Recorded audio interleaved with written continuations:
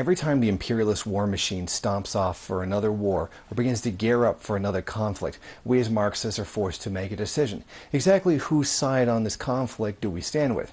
Now, it would seem very simple that we would stand on the side of anti-imperialism, but due to the nature of the Western Marxist movement, it is now, for some reason, convoluted. Take, for example, everything that happened when the hostilities against Iran began. I took the stance of being anti-imperialist, oppose war in Iran because it's imperialism, that being the primary contradiction, over that of capital and labor. It's the primary contradiction. And as Mao said, that's the one we should focus on first and use that to understand all the other contradictions in society and how they interplay. Unfortunately, it was not that simple for many Marxists, or many leftists in general. What they believed was, Ahmadinejad is bad, Iran is homophobic, therefore we should not support Iran's independence from U.S. imperialism and allow them to be invaded and destroyed. This is exactly the same thing that we are seeing now with Syria, meaning it's now whether or not we have to side with Syria over U.S. imperialism. And of course, this whole thing becomes convoluted. Do you support Assad? Do you support Syria? Do you support this? Do you support that? Well, the fact is, as Marxists, what we should do is support Syria against U.S. imperialism. Unfortunately, many believe that if you do that, if you oppose U.S. imperialism, you are now supporting Assad. Is Assad a good leader? I would say no, he's not. But that's not the point. The point is to defend Syria from imperialism. That's where the problem lies. Too many leftists believe that if you just simply oppose U.S. war in a country, or the terrorist organizations of the USC and al-Nusra, then therefore you are supporting Assad and everything Assad has ever done. Now, this is absolutely false, and let me explain why. Now, being a Maoist, I support Maoism and Mao's policy on the United Front. What this means is to unite with other anti-imperialist forces, but not at the cost of their own autonomy, not at the cost of their own political ideology. What this means is cooperate with other forces in the defense, but maintain your own independence. For example, don't hand over control of your forces to those people that would normally be your enemy, but you have to ally with given the material conditions of the contradiction of imperialism. Now, Mao said that all policies coming from the Communist Party at that time must be along the lines of national defense. That means to, while not giving up your autonomy, don't make unreasonable demands that would sabotage the existence of the United Front. For example, during the time of the war against Japan, although Mao and the Communist Party did ally with the Kuomintang, the Nationalist Party, against the Japanese, what they did was they put some of their anti-capitalist demands on hold and dealt with the objective situation first. When I do this, I refer specifically to the Marxist-Leninist rebels and to some degree the Kurds, but specifically the Marxist-Leninist guerrillas that are in Syria right now. They can't very well go around and start smashing the bourgeois and seizing the means of production in this objective situation. They can't do that. Some demands must be put aside until the situation has changed. To do so right now would destroy the idea of the United Front, and that United Front is very, very important to defeating U.S. imperialism. So unite with them on the things that you do agree with, being anti-imperialism, and then it should stop there.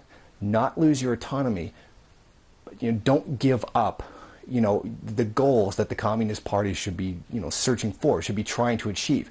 Put some of them on hold to deal with the objective situation that faces Syria right now. What Mao said was to take class struggle and give it a national struggle form, while maintaining an identity of difference between these two things.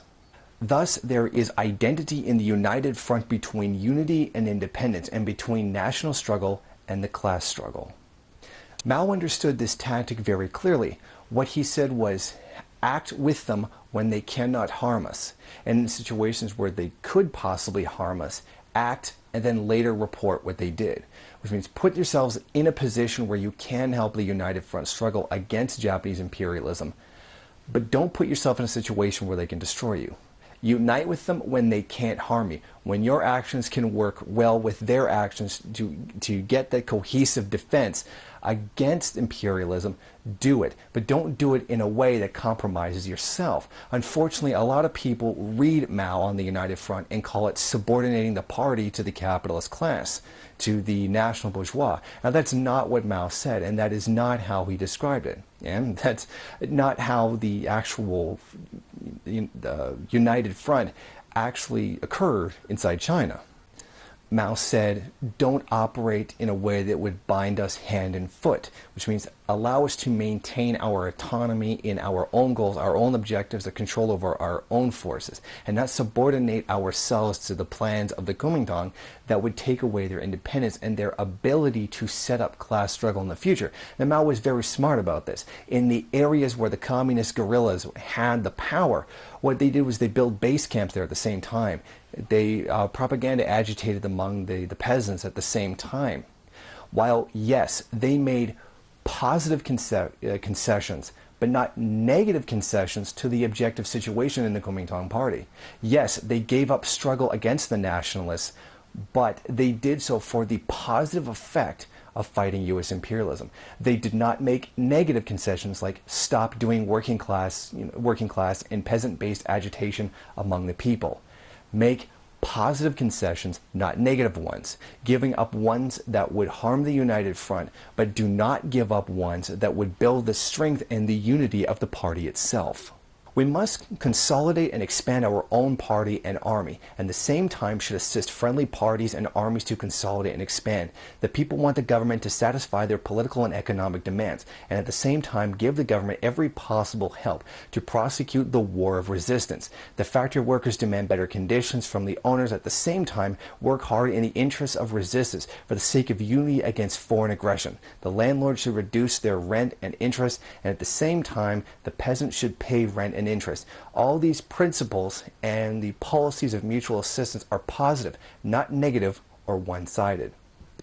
This is one of the genius moments of the United Front principle that those who are opposed to the policies of Mao Zedong fought don't particularly understand. And this is something we should keep in mind when understanding the United Front and opposing U.S. imperialism. It is not a concession of independence to oppose U.S. imperialism.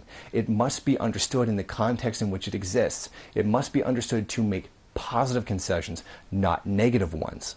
There are Marxist-Leninist guerrillas in Syria fighting the NATO FSA terrorists. The Syrian resistance, also known as the Popular Front for the Liberation of Sanjak and Alexandretta, is a Marxist-Leninist orientated and acknowledges Che Guevara as a symbol of communist resistance. The group was formed in 2011. The leader is Ali al-Kilani. Now, these are the Marxist-Leninist guerrillas right here, and they, of course, should receive our utmost support. They are Marxist-Leninists. I haven't had time to really research them very well because there's virtually no information on them available. However, they do seem, at least on a superficial level, very loyal to the ideas of Marxism-Leninism, and we should support them. Those Marxist-Leninists inside Syria already understand the idea of the United Front. They know that they must unite on some ground with the government of Bashar al-Assad, or the country will fall to U.S. imperialism, which will objectively be worse. Worse for the people, worse for the geopolitical situation inside the Middle East than it would be under Assad. The communists in Syria already understand this. For them, the debate is closed. They understand what it is they have to do, and they understand it well. It is those of us Marxists in the West who still can't seem to understand why we should unite in order to protect domestic forces, why we should oppose imperialism. Unfortunately, that seems to be a big disease with Western Marxists, particularly American ones, who seem to think that if you oppose a U.S. NATO invasion of the country, even through their proxy puppets of the FSA, that you are somehow supporting a dictatorship and that you're supporting Assad and that any claim made against Assad is therefore automatically true and you're supporting everything he does. That is not how it works. This is why we have a United Front principle, because we understand contradiction. That is what makes us Marxists, is understanding contradiction. They there understand it. They know the primary contradiction in this situation is imperialism, and that must be undone first before they can return to what would be or what would become the primary contradiction of labor and capital. This is why we should support Syrian independence from U.S. imperialism. Thank you for watching. Go ahead, rate, comment, subscribe, share on various social media. And if you want, there's some other great content here you could check out.